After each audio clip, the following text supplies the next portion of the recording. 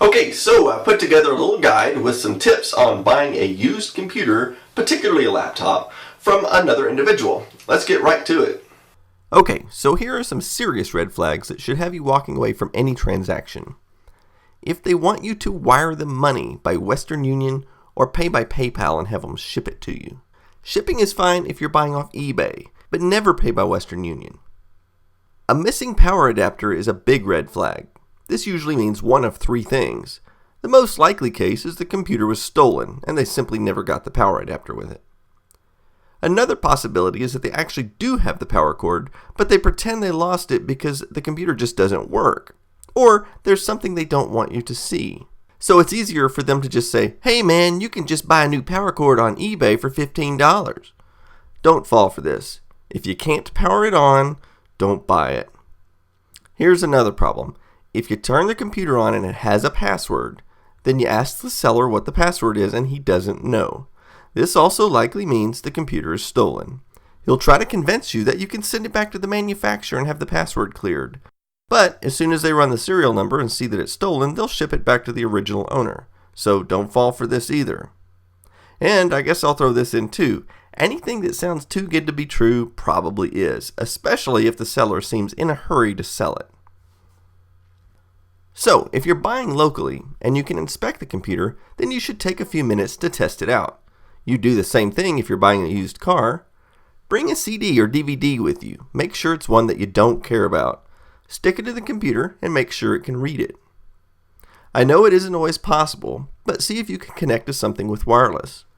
Typically, if the computer can actually see some wireless stations, even if you don't know the password, this generally means the Wi-Fi is working. Try turning up the volume and make sure the speakers work. And while you're at it, connect some headphones to the computer and make sure that you can hear through both speakers. Also try jiggling it around a bit. Often these jacks get broken when somebody trips on a cable, and as a result, the jack will work intermittently. You should test the webcam. On a MacBook, just open up PhotoBooth for a quick test. The power connector. If you have a MacBook with a MagSafe power connector, you can probably skip this. But if it's a Windows PC with a jack like this, these get damaged all of the time by people tripping over the cables. So make sure it works and try jiggling it around a bit to see if it has a good connection. Check the USB ports.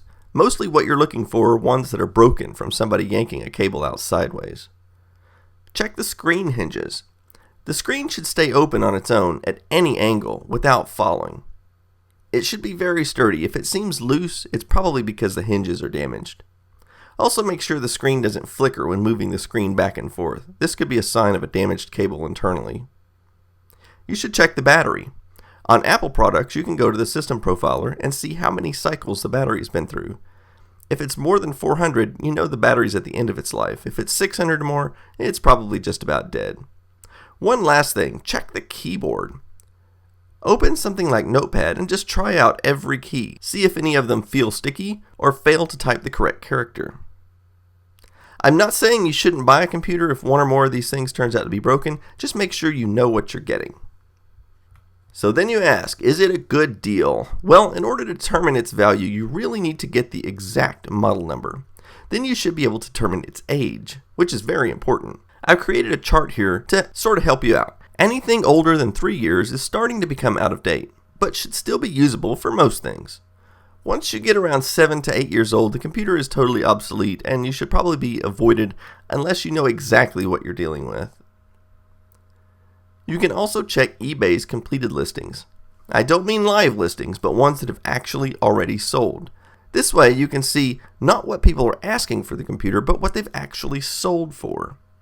Also factor in any warranty. If the seller's backing it with a full money-back guarantee, then that's always worth something. You should also investigate what a brand new computer costs. Pawn shops are notorious about overpricing used equipment, knowing that the buyer will automatically assume it's a good deal just because it's used. In many cases, you can buy a brand new one for the same price or even cheaper. I'd also like to point out that after you buy a used computer, you should probably consider wiping the hard drive and completely reinstalling all of the software. Here's several good reasons why. The computer could be infected with viruses or other malicious software. It could contain porn, or even worse, child porn, which could land you in prison if found on your computer. It could have spyware that the seller put there so they can watch what you're doing online, or activate your webcam and snap nude photos of you.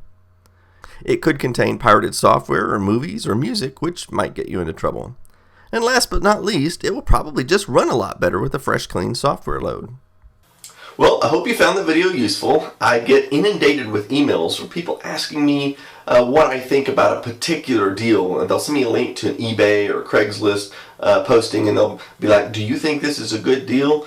And to be honest, I really just don't have the time to go look at them. And even when I do, half the time the auction is already closed by the time I get to look at it. So it's really no point in sending those to me. So I put this video together to try to help people decide for themselves whether they should buy a particular computer or not. I want to throw in one other little tip, especially if you're buying a Mac. There is a great website. It's been around for years, and it's called www.everymac.com. If you go to this website, you can pretty much find the detailed specifications of any Apple computer all the way back into the 1980s and up to what the current versions are. Now, they do have estimated street price on there, but I wouldn't go by that. From what I can see, their street prices are always out of date. They're usually a bit high. In many cases, they're double what an actual computer is selling for. But if you're just going there for the specifications, you want to find out what a particular model has, it's a great resource. It's also useful if somebody says, well, I've got a MacBook and it's this processor speed. Well, in many cases, you can still use that information to go through there and find out what the model number is, and also find out how old the computer is. So anyway, leave me some comments. Tell me what you'd like to see in the next video. And if you happen to live in the Dallas-Fort Worth area and you'd like to do a joint video with me sometime, let me know about that too. And I'll see you next time.